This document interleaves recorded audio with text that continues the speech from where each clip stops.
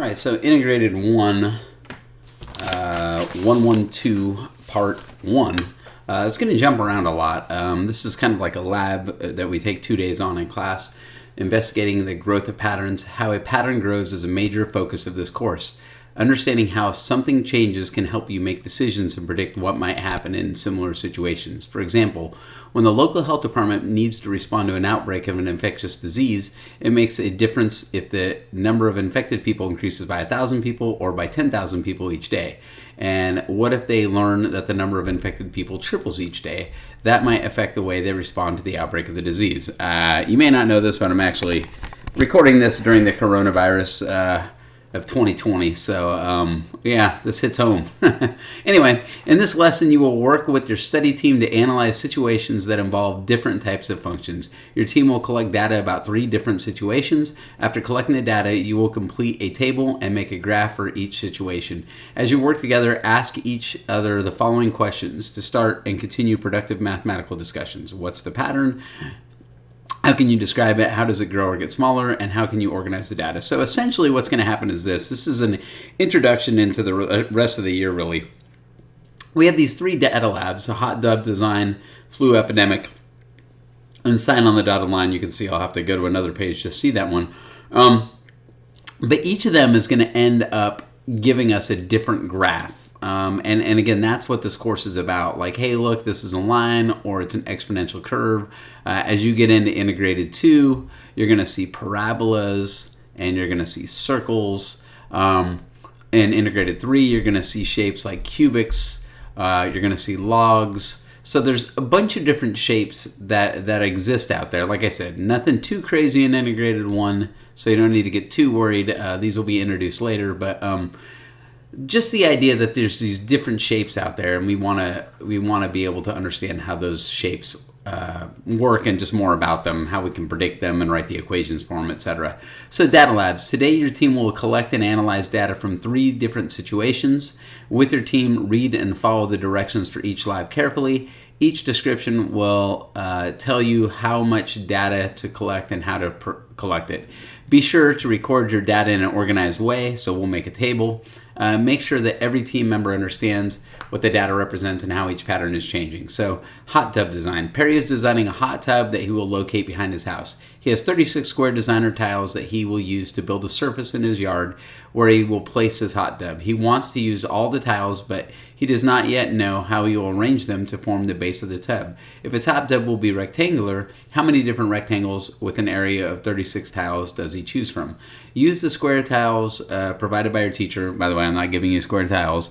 To find as many rectangular configurations as you can. Remember to record the length and width of each rectangle you find. Assume Perry's yard is big enough to accommodate any rectangular design, and that it matters, and that it does matter which dimension is width and which is length. So the 1-11 Lab A student e-tool looks like this. So really, there's a bunch of different ways that we can do this thing, and I guess I should have already set this up. We could have a 36 by 1, right? And I'm not sure if they gave us enough room here to go 36 by 1. It would have been really good if I had already set this up, so I guess I apologize for not having had done that. You can see I could do a 36 by 1. This feels like it's gonna, I don't know, maybe not fit, which is kind of interesting that they would give me one that didn't fit. I didn't think this through completely, I suppose. So it's kind of run out of room there. But the long story short, let me try this. There we go. Is I can have a 36 by 1. And if I have a 36 by 1, it was unfortunate I missed. Then I can also cut it in half. So we'll say it's a 36 by 1. So I will go over here and I will say 36 by 1 is one of the ways that I could have done this.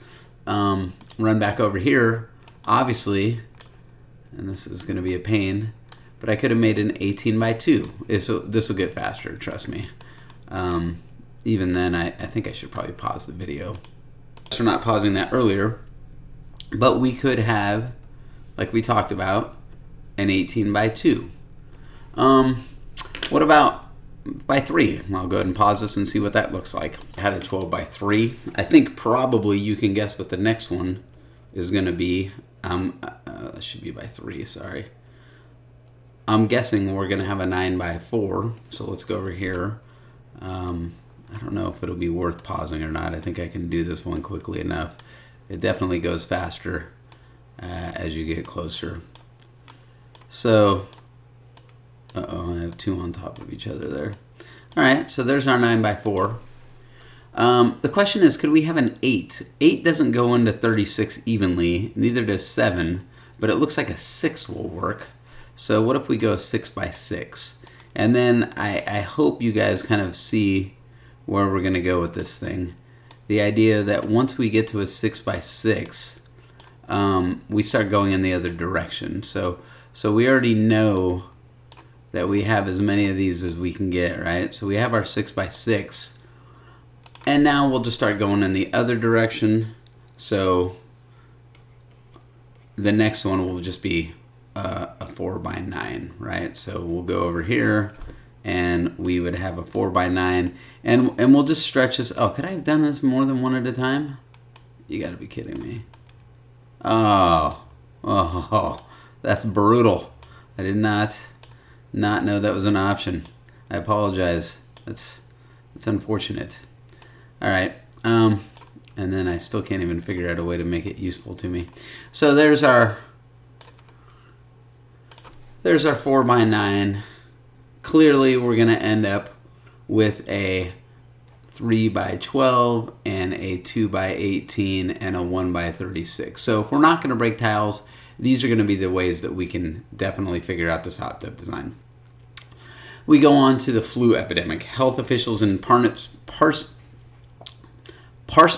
are concerned about the recent outbreak of the flu. While scientists are working hard to find a vaccine, town leaders are turning to you to predict how many people will be sick over time. And again, filming this during coronavirus, so this is a bit of a bummer. They hope to find a vaccine in a week. Here are the facts. The epidemic started on day 0 when Velma and Stanley returned from their exotic jungle vacation with symptoms of the flu. So in this case, day 0, there was 2 people that were sick. Each day, a person sick infects 2 additional people. So let's take a look here. There was 2 sick people. So on day 1, there was 6 sick people. I hope that makes sense. They got 2 sick, they got 2 sick. So on the next day, 2 sick there, 2 sick there, 2 sick there, 2 sick there, 2 sick there, and 2 sick there. So 3, 6, 9, 12, 15, 18 people were sick on the next day. And I could keep putting dots here, but I think you can see it looks like it's multiplying by 3 each time, right? So we're going to get 54. Let me pause this phone. So while I was paused, I went ahead and filled in the rest of the table, right? It's just multiplying by 3 each day. And you can see what happens here is there's only 3,800 citizens. So sometime between day 6 and day 7, everybody got infected. Obviously, there's not enough people in the town to hit this number. So somewhere between day 6 and 7 it ended. So we have come up with that list. And then finally, sign on the dotted line. Let me close this here, and we will read about sign on the dotted line.